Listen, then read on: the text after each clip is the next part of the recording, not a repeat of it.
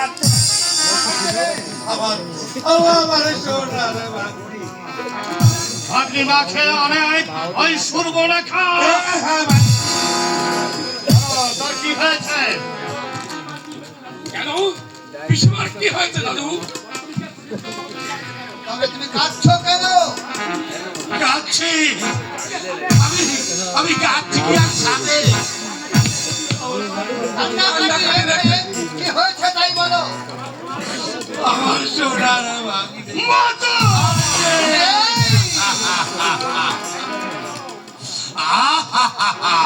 থাকবে না কেন? তার নাক আর কান নেই। আপনি ভনিতা রেখে কি হয়েছে খুলে বলুন।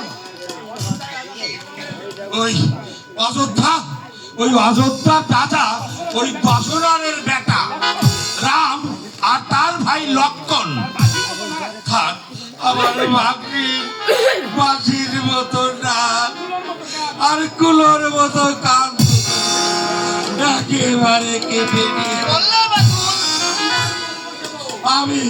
আমি আর বলবো কেন? তোমরা গিয়েই দেখো না বাপরি আমার কি জানে খুব চাপিয়ে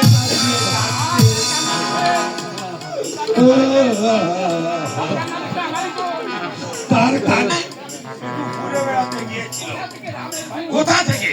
ওই রামের ভাই লক্ষণ ছুটে এসে তার হাত ধরে টানাটানি করছে। দাদু এ তুমি কি বলছো দাদু? সেই কথা বলার সাথে সাথে ওই লক্ষণ বেটা তার নাক আর কান দুটো মিথ্যা কথা। আমার বিশ্বাস হয় না। নিশ্চয়ই সুপ্রনাখার কোনো দোষ ছিল।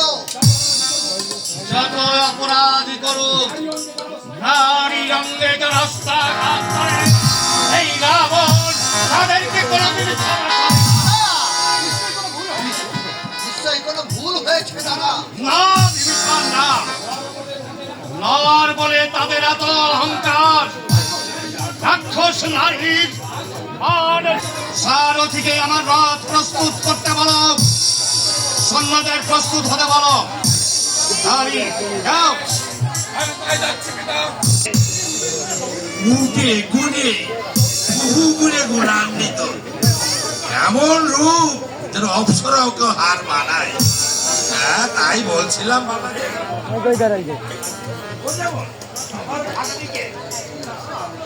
আশা কর্ণ ছেদন করেছে। তুমিও তেমনি ওকে হরণ করে এনে তোমার সেবা দাসী করে নাও।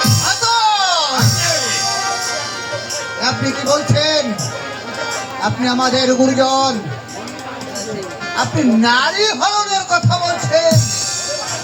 বাবা যে নারী নির্যাতনের প্রতিশোধ শতাং সমাচারে এতে সাপও মরবে অথচ লাঠিও ভাঙবে না।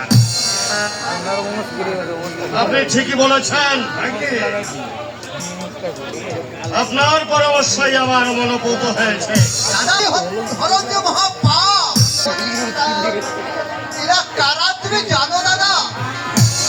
নারায়ণ আমি কার কথা শুনবো না। রাম কেন আমার মাথাটা চাইল না?